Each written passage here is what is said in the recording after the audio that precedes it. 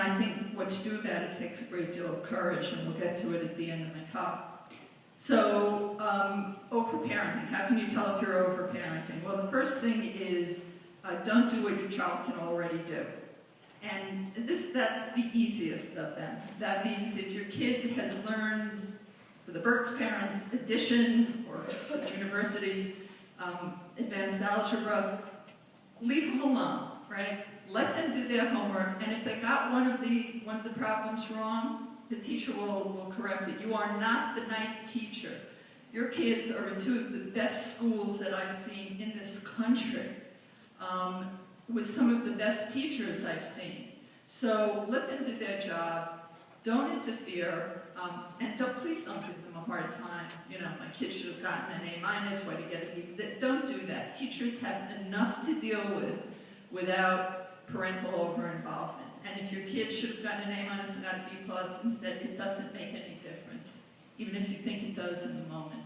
And if you make a big deal out of it, you alienate the teacher, and you make the kid uncomfortable, and it shows what your values are to your kids. So you can hear the ex-teacher in me speaking.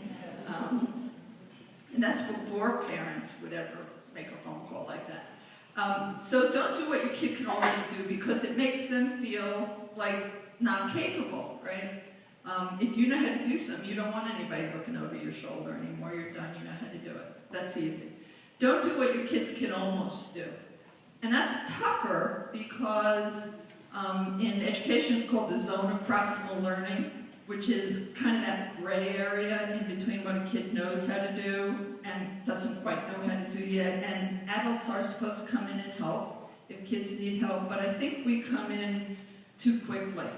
I think that second point is, for me, the biggest one, because it's exactly where kids fall down and have the opportunity, and it really is an opportunity. And if you leave here still feeling like, yeah, that's okay, but not for my kid, you know, I get what she's talking about, and I understand that it's a good idea for somebody else's kid to fall down, but I don't really want my kid to fall down, then I wouldn't have done my job. It is not lowering the bar. I always kid around because when I get accused of, or Denise sometimes gets accused of, you're lowering the bar, you know, my response always is, I'm a Jewish PhD from New York City, married to what my family calls a real doctor.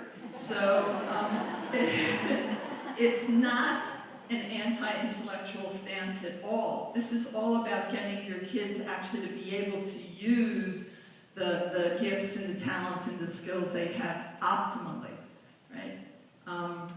I literally just sat yesterday with a girl in my office, very smart. Parents are separated right now. Father went to Harvard and is very successful. Mother, who I happen to know, is a nice gal. And I'm talking to the girl about, she's a senior, where she thinks she's going to apply. And she's talking about, she thinks she's going to apply to an Ivy League school where she doesn't belong. And I said, why? And she said, well, look at my parents. And I said, and this is, I could have brought a tape recording in if there wasn't confidentiality. And she said, look at my parents. My father's an asshole, but everybody respects him. And my mother's a nice person and nobody respects her. So I want to go where my father went, which was a really interesting conclusion, I thought, given her own appraisal of the rather accurate description of her two parents. And you want your kid to value being a good person also, integrity and honesty and all those kinds of things. Those are just as important out in the real world. So let them fall down. We understand that completely with young children. Those of you who heard me before, I always use the same thing. You know, you have a toddler, and the toddler takes a few steps, falls down, right? And she looks right at you to see if you're like flipping out or not, and hopefully you're not. And then they take a couple more steps, they fall down again, and we're enthusiastic, right? We go, come on, baby, stand up, great, you're walking. And we would never, ever, ever say to that toddler, you fall down again, you're going to be flipping burgers the rest of your life, right? because we totally get it with young kids. And by the way, I think this is one of the reasons why this is just kind of an interesting fact. You can think about it. If you have any ideas, contact me. The children of affluent families, when they're young, do not have increased rates of emotional problems. It's when they hit 7th grade that it starts to take off, and it goes like this. So it's 7th grade, 12th grade, and now those same kids are being followed into college, and they continue to look bad.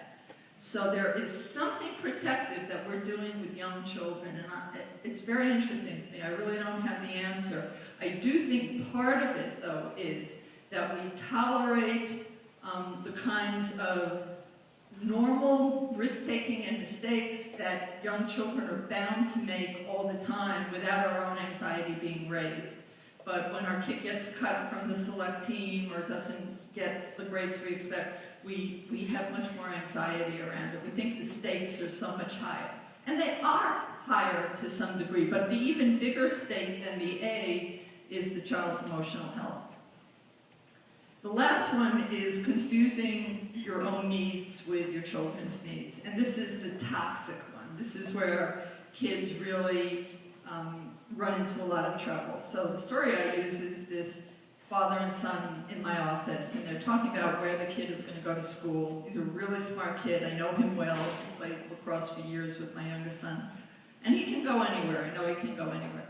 And he starts talking about the different schools that he's interested in, and that you could cut the tension in the room, with a knife. Like, that's not saying a word. He has obviously been told by mom to keep his mouth shut and let the child talk, because he's just like this. And the kid is talking about all these different schools, but he's anxious. And he starts with, the Holy Trinity of California, which is, I don't know, Stanford and Caltech, or one of the Pomona schools. Not Pomona. The Claremont McKenna schools.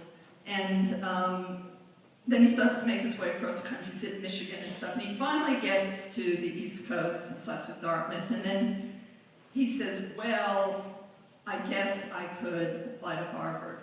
And the father leaps off the couch and says, now there's a school I would give my left testicle to get my son into. This is a true story. You can't make up stories like this, really. And I don't know what to say. PhD really doesn't help you when somebody says something like that. The kid goes blank, and just like any story like that, there's a background to it, of course. The guy's not a total jerk. Not a total jerk. That's where he needs his child to go to school. Why? Because he's one of 4 sons. 3 of them went to Harvard, and he didn't, right? So his son is going to make it right for him by doing this. Now, it's not where his son belongs. It's not in line with his son's interests. It's the wrong school for the kid. And what I end up telling the father is, if it's so important to him, to the dad, to be seen as the father of a child who goes to Harvard, then he needs to get on the internet. For 75 cents, he can go to the Harvard bookstore and put a bumper sticker on his car. He could drive all around, in the next town.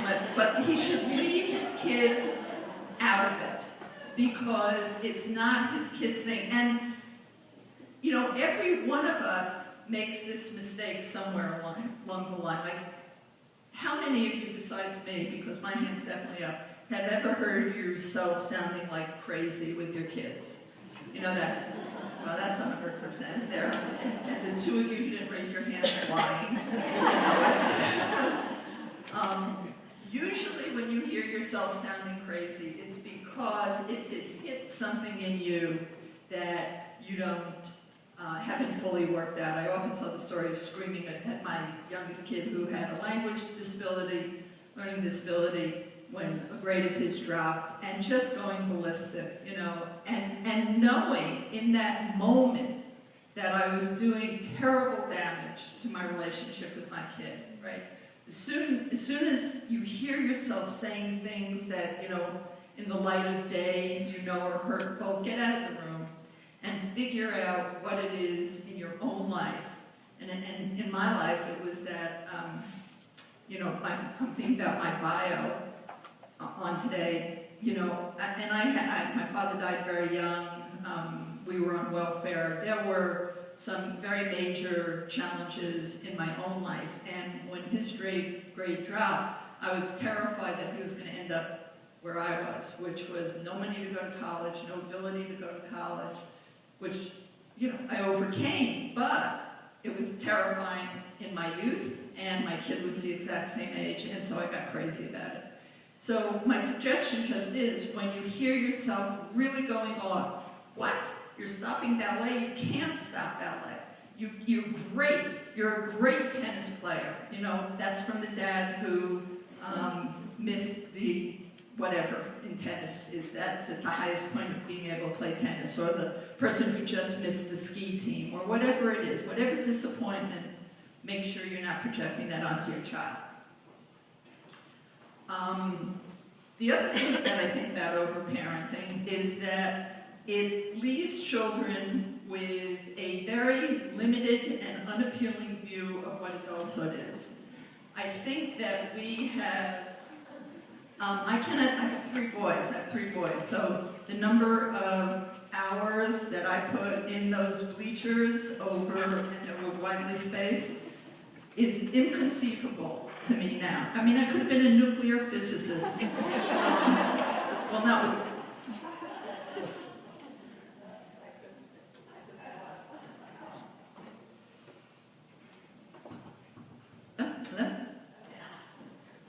See, this is flexibility, this is adaptability. You're seeing, you know, in the smallest things in life, that's exactly what you have to be able to do.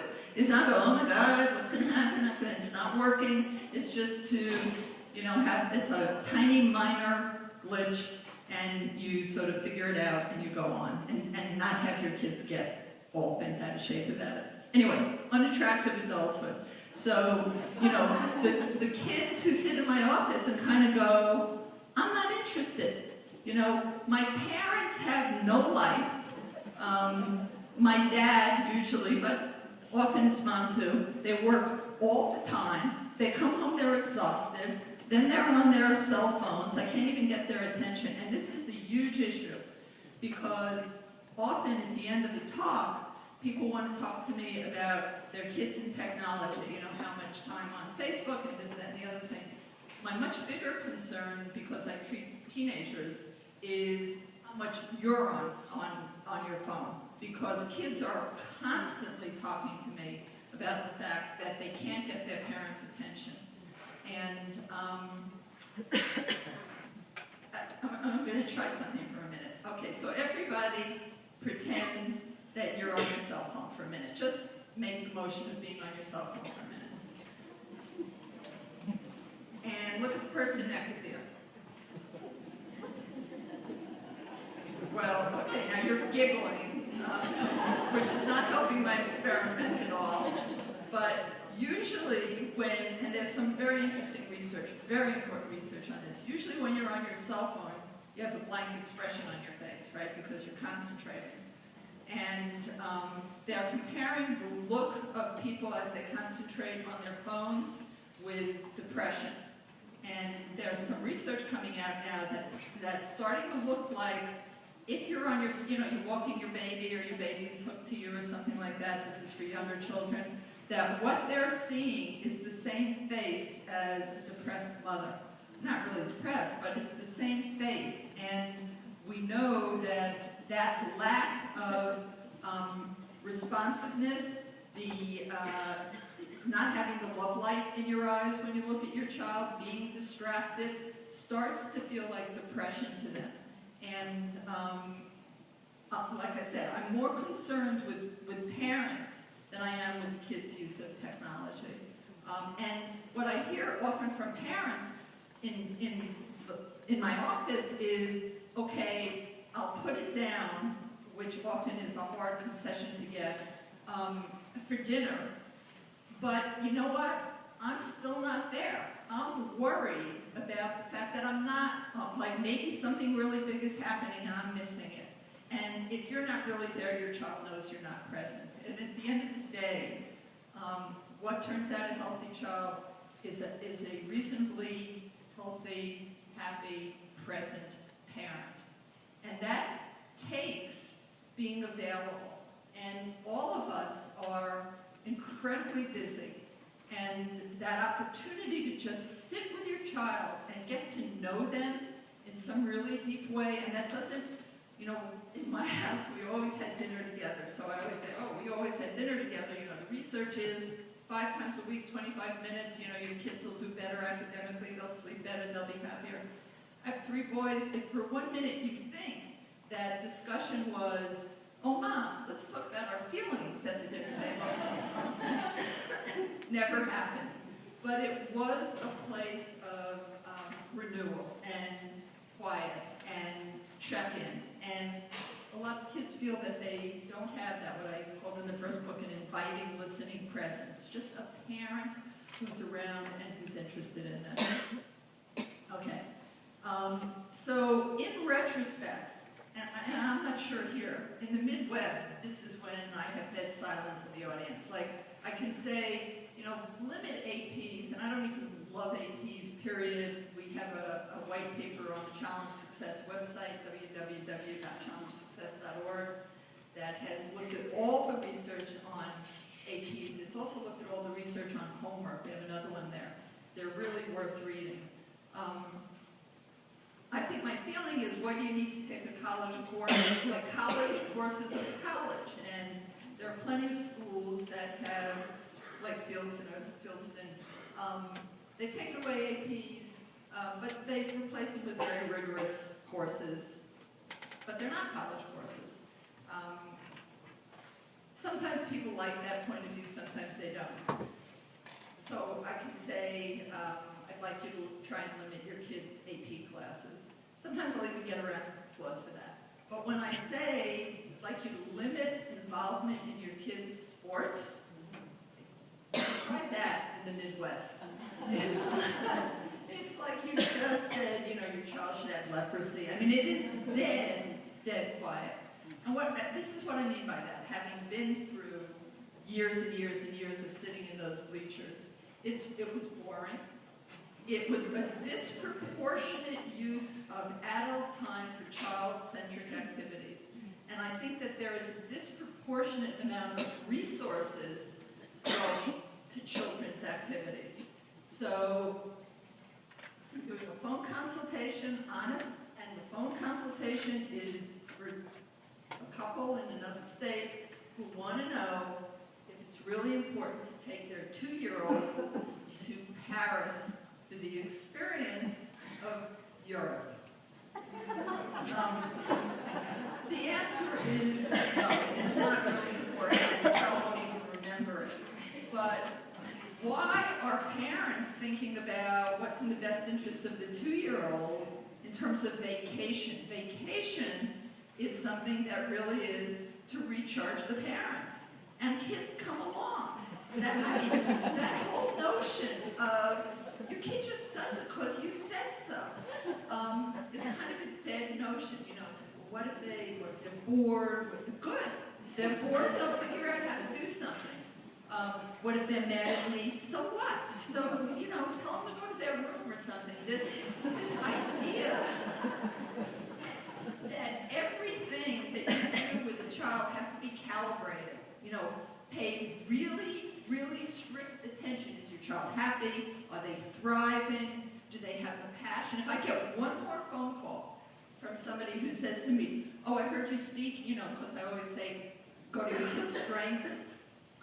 I heard you speak, and my child doesn't have a passion. How old's your child? 4. Well, really, life, it should be your child's passion, and I retract any time that I've said your child should have a passion. I want to change that to an interest, because some kids just don't have wild passions. They're interested in stuff, and that's good enough. The child I worry about is the child who is not interested in anything, who's kind of blank. So if you've heard me say your child should have a passion, I retract it.